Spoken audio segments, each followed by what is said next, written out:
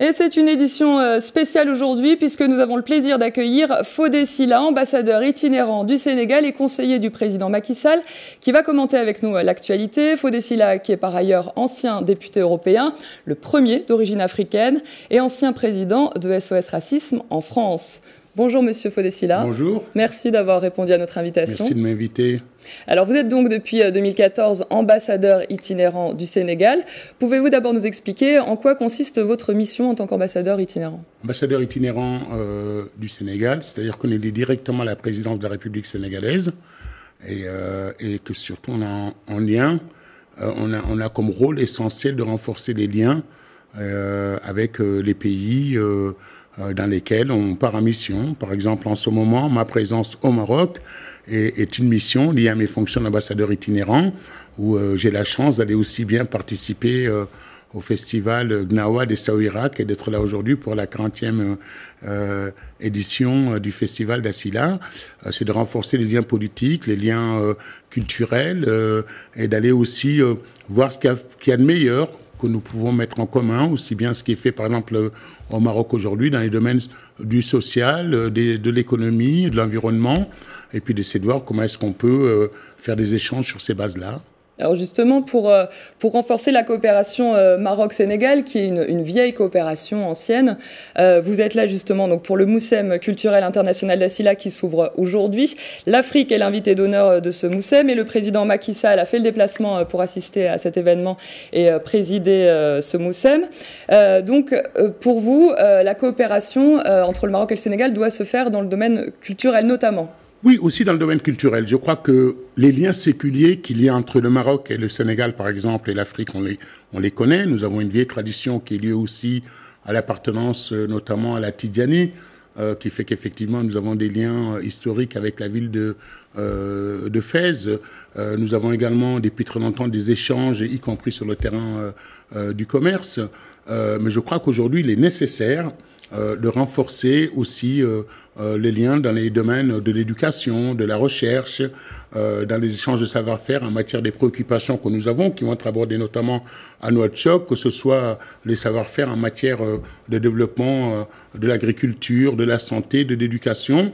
Je pense que fondamentalement aujourd'hui, il faut surtout aider à ce que la jeunesse, dans son ensemble, puisse, au-delà de ce qu'a affirmé Sa Majesté Mohamed VI, et au-delà de la volonté, par exemple, de ces pères africains, dont le président sénégalais Macky Sall, qui est de dire, essayons de faire une adhésion véritable et forte du Maroc au sein de l'Union africaine. Et je pense que plus que de l'amour, c'est des preuves d'amour qui ont été apportées par Sa Majesté.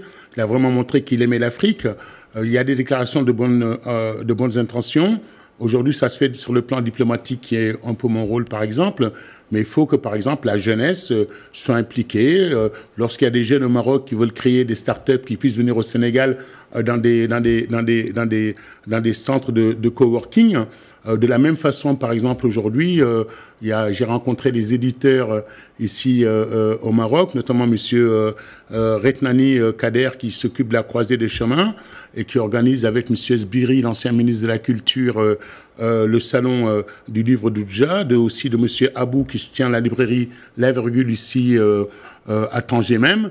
Et ils ont tous décidé de venir faire, par exemple, une tournée dans les villages et dans les villes en Afrique, et apporter des livres à 1 euro, comme ça se fait déjà au Maroc, les amener au plus près des populations, au plus près des jeunes, dans les villages, et de pouvoir faire effectivement qu'on se profite aussi de cette belle rencontre entre le Maroc et les pays africains pour qu'on amène ce qu'il y a de meilleur pour les populations dans le domaine de la culture de l'école. Mais par exemple, nous allons aussi mettre en place avec les libraires le fait qu'on va offrir des livres aux étudiants sénégalais dans la nouvelle ville de Diamniadio, qu'on va aussi l'offrir pour tous les étudiants africains à travers une maison de l'étudiant. Donc voilà des choses très concrètes qu'on peut faire dans le domaine culturel, qui est de rapprocher les populations, qui est de faire que les jeunes puissent échanger de plus en plus, puis faire ensemble des échanges économiques, des échanges de savoir-faire. Mais notamment, il y a un autre domaine qui me paraît très important, c'est le domaine aujourd'hui de la formation. Dans un pays comme le Sénégal, où nous voyons aujourd'hui que, par exemple, le degré de jeunes filles et d'instruction qu'elles ont est de plus en plus élevé. Mais il faut surtout réfléchir aussi à les former dans des métiers d'avenir, dans les domaines techniques et scientifiques. Nous venons de découvrir du gaz et du pétrole au large du Sénégal. Eh bien, il ne faut pas uniquement monter le taux d'alphabétisation comme c'est vertueux à le faire le président Macky Sall et le gouvernement sénégalais à travers le plan Sénégal émergent. Il faut aussi faire en sorte que ces jeunes femmes soient aussi formées à des métiers scientifiques et techniques.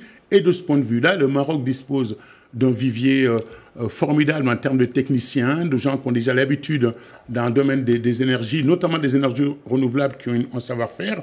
Ça peut être une très très belle occasion, je crois, d'avoir des échanges aussi sur ce terrain-là, et culturel, et l'éducation, qui me paraissent quand même être les deux choses les plus importantes aujourd'hui, et mobiliser nos jeunesses. Il faut que l'Afrique continue à faire confiance en l'Afrique. L'Afrique est l'avenir de l'Afrique. J'entends souvent dire des Européens de plus en plus, nos amis et alliés européens, l'Afrique est l'avenir de l'Europe. Je leur dis souvent, non, l'Afrique est d'abord l'avenir de l'Afrique. Et je pense que ce qui a été impulsé par Sa Majesté le roi du Maroc est tel qu'il a été affirmé dans cette volonté qu'il a eue d'aller au plus proche des populations. On se souvient tous de ces belles images où, en pleine crise d'Ebola, Sa Majesté allait voir les populations, celles qui souffraient de ça. Ça a été une image du fait que vraiment il aimait cette Afrique. Donc il se passe des choses et notre rôle, c'est de pousser tout ça. Alors on va parler ensemble d'un autre sujet d'actualité, un dossier épineux, la crise migratoire. Donc les pays européens ont planché toute la nuit pour trouver des solutions aux défis migratoires. Vous connaissez bien les institutions européennes puisque vous avez été député européen. D'abord, que vous inspire cette crise des réfugiés? Et dans un deuxième temps, peut-être quel est le message à transmettre par les pays de départ? Oui, alors si vous permettez juste, parce que c'est vrai que j'arrive aussi d'une conférence qui est organisée à Essaouira, dans la ville des Alizés, où effectivement mon ami Neila Tadzi non seulement organise ce festival depuis des années, elle a fait vraiment des Gnawa un symbole qui était un symbole qui aurait pu rester un peu mineur. Elle en a fait, aujourd'hui, elle l'a imposé dans la culture marocaine, africaine, elle en a fait, on parle des Gnawa à travers le monde, et en marge de ce festival où aujourd'hui, par exemple, on voit le conseiller du roi pouvoir se promener au milieu, M. Azoulay, au milieu des populations. C'est très festif, c'est extrêmement populaire et c'est tout à l'honneur de ce festival. Et ce qui est extrêmement important, c'est qu'en marge de ce festival Gnawa qui est organisé par Neila Tadzi, il y a également Drissa de la Commission nationale des droits de l'homme, qui organise des rencontres et nous avons abordé depuis quelques années ces questions liées à la question des flux migratoires et je pense que là aussi le Maroc prend toute sa part de cette question-là. On oublie souvent qu'il y a 230 millions à peu près de migrants à travers le monde. Dans ces 230 millions, la plupart, l'immense majorité, viennent des flux sud-sud. C'est le Sud aujourd'hui qui prend sa part de la misère du monde. Et contrairement à la phrase malheureuse de Michel Rocard qui disait « on ne peut pas accueillir la misère du monde », eh bien aujourd'hui, la plupart des réfugiés, la plupart des gens pauvres, la plupart des migrants sont des gens du Sud qui accueillent d'autres gens du Sud. Bon, et que dans la plupart des réfugiés politiques qui fuient des zones de guerre, qui sont des pays de l'OCDE, en majorité l'Irak, la Syrie et l'Afghanistan, sont effectivement là aussi des flux qui arrivent en Europe et qui sont liés à des situations de guerre. Donc je crois qu'effectivement, ce que j'ai envie de dire, c'est arrêtons sur ces questions-là de penser que la seule pression qui est faite et vient des pays du Sud vers le Nord, c'est un mouvement mondial. Et la mondialisation voudrait aujourd'hui que jamais les déplacements n'ont été aussi simples et aussi forts pour les pays du Nord et pour les personnalités et les personnes qui viennent des pays occidentaux et jamais aussi difficile pour les gens qui viennent des pays du Sud.